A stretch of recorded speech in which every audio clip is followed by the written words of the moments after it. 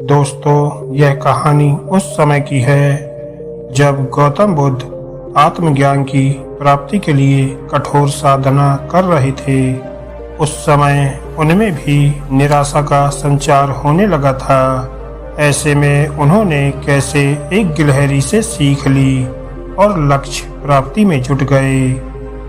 इस कहानी को अंत तक जरूर सुनिएगा। ये कहानी उस समय की है जब भगवान बुद्ध अपना परिवार, सगे संबंधी, सुख सुविधाएं त्याग कर आत्मज्ञान की खोज में भटक रहे थे। उनके मस्तिष्क में विचारों की आंधियां आती, प्रश्न उमड़ते और वे उनका समाधान प्राप्त करने के लिए प्रयत्नशील रहते। वे आत्मज्ञान की प्राप्ति के लिए कई स्थानों का भ्रमण कर रहे थे, कठोर जीवन शैली का पालन कर रहे थे, कई कष्ट सहते हुए कठोर तप कर रहे थे, किंतु फिर भी वे आत्मज्ञान से वंचित थे।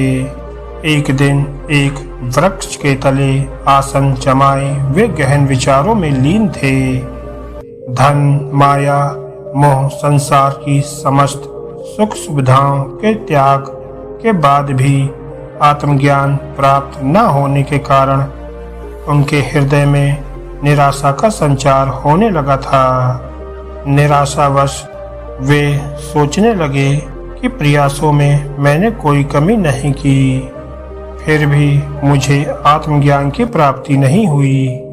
क्या मुझे आत्मज्ञान प्राप्त नहीं हो सकेगा?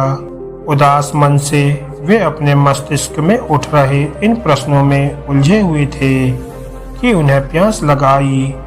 वे अपने आसन से उठे और पानी पीने सरोवर की ओर चल पड़े। वहां उन्होंने देखा कि एक छोटी सी गिलहरी मुंह में फल दबाए सरोवर के किनारे आई। अचानक उसके मुंह से फल छिटक कर सरोवर में गिर गया। वह सरोवर की गहराई में समाने लगा।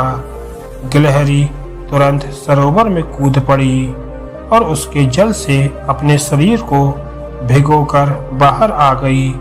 बाहर आकर उसने अपने शरीर से पानी झाड़ा और फिर से सरोवर में कूद गई। यह क्रम उसने जारी रखा। वो सरोवर में कूदती और खुद को भिगोकर बाहर आ जाती। उसके बाद शरीर से पानी झाड़कर फिर से सरोवर में कूद जाती। बुद्ध बड़े ध्यान से उसकी गतिविधियों को देख रहे थे और इससे अनभिज्ञ गिलहरी अपने कार्य में जुटी हुई थी।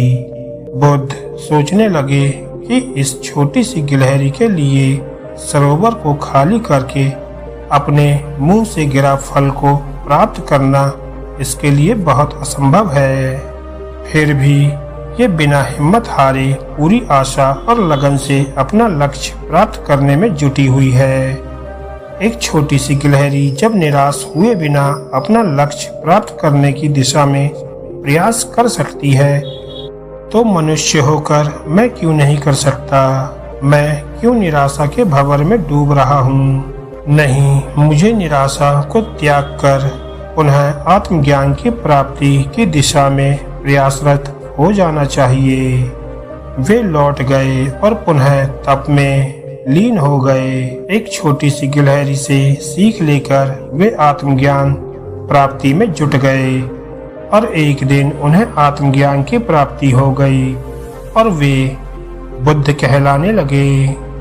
दोस्तों, लक्ष्य कितना ही कठिन क्यों ना हो, लक्ष्य प्राप्ति के मार्ग में कितनी ही बाधाएं क्यों ना आ जाएं, आप खुद को निराशा के भंवर में फंसा हुआ क्यों ना पाएं, पर फिर भी हिम्मत ना हारें। बिना रुके प्रयास करते रहें, सफलता अवश्य प्राप्त होगी। दोस्तों, आपको ये कहानी कैसी लगी हमें कमेंट करके जरूर बताएं और ऐसी ही मोटिवेशनल कहानियों को सुनने के लिए हमारे चैनल को सब्सक्राइब करना ना भूलें। धन्यवाद दोस्तों।